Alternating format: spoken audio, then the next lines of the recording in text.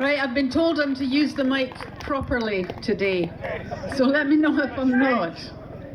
So just very quickly, on the 18th of September, we are presenting Scotland's right to self-determination under international law at the 60th session of the Human Rights Council in Geneva. This is not actually a legal hearing, it's a presentation where we make available the facts about Scotland's real position as a colony of an English state calling itself the UK, and present the evidence for that and talk about the rights that we have in international law. We will be filming it and it will be available online, so I hope that answers some of the questions I was being asked earlier on.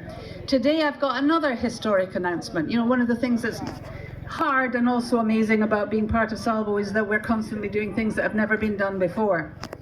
And this is important enough that I'm going to read it rather than just off the cuff it. So today we've two marches for the most basic justice imaginable that happened here in Edinburgh. This one for the rights of Scots to self-determination, and another, not far from here, for the right of a people, the Palestinian people, to live. And these two things are far more connected than you might think. What does the genocide of a whole people in Palestine have to do with Scottish independence? First, we are being made to support the crime of crimes through our taxes, through the participation, the direct participation of the British military, and through government support of weapons manufacturers that are still supplying the murderers. All of that in violation of international law. Now, we know from our own past what genocide means. We know what dispossession means. We know what it means to be removed and dispersed across the world and to want only the right to live as a distinct people in our own lands. But we are denied the freedom to show our opposition to the unspeakable crime being committed now in Palestine. In fact, we are made complicit against our will because we are colonized by the British state. Because we are not independent. Second, our brave people are being detained, arrested as terrorists and punished for adhering to international law, for non-violent and moral protest, when that protest is an inherent human right and a proud Scottish tradition. And they're being punished under an English legal system, not ours, and in flagrant violation of our own Scots law. What has all that got to do with Scotland and with our independence? Everything, because it cuts across our right to be who we are,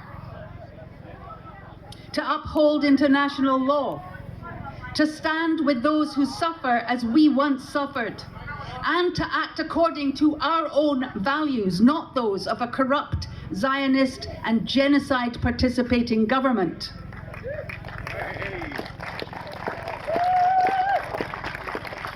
Now, we can all see that the misuse of terrorism law to criminalize genocide protesters is an affront to humanity and morality, but it's also illegal in both Scots law and international law. What can we do? The Scottish Constitution is founded on the sovereignty of the people over government.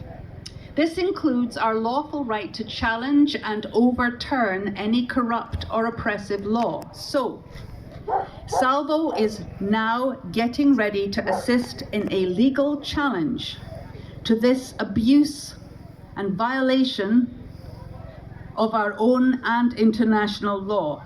We're getting ready to use, wait for it, the claim of right for the first time.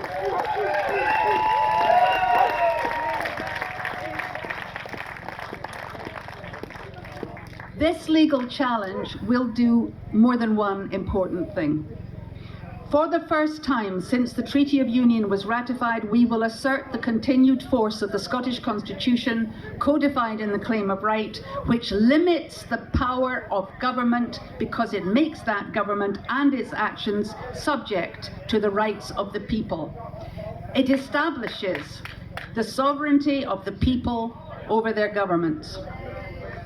We will make a stand for humanity and for international law, and the challenge to a genocide-complicit government will help show the world that Scots stand with the victims of genocide. This is also our chance to challenge an oppressive, and to quote the Claim of Right, an arbitrary and despotic government as unlawful. The Claim of Right provides Scots with specific legal protections, and it does that by making specific government actions illegal. These laws have never been used to challenge any wrongdoing of a UK government before, and now they will be. And the Claim of Right has always been ignored by the British establishment because the rights it provides make government directly answerable to the Scottish people. In other words, they put the people, not the government, in charge. When we assert any part of the Claim of Right, we assert the whole. So this will move the sovereignty of the Scottish people from a verbal performance by insincere politicians into political reality.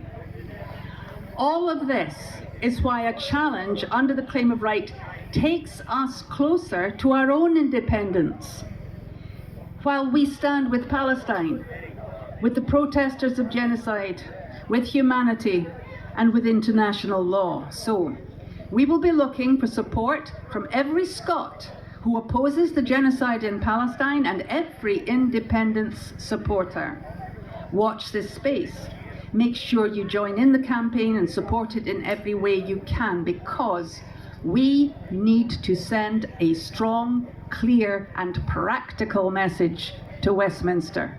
And that message is this: your time of trampling over human rights with impunity, your time of trampling law, ours and international law, with impunity is over. And it's over because the Scots are coming.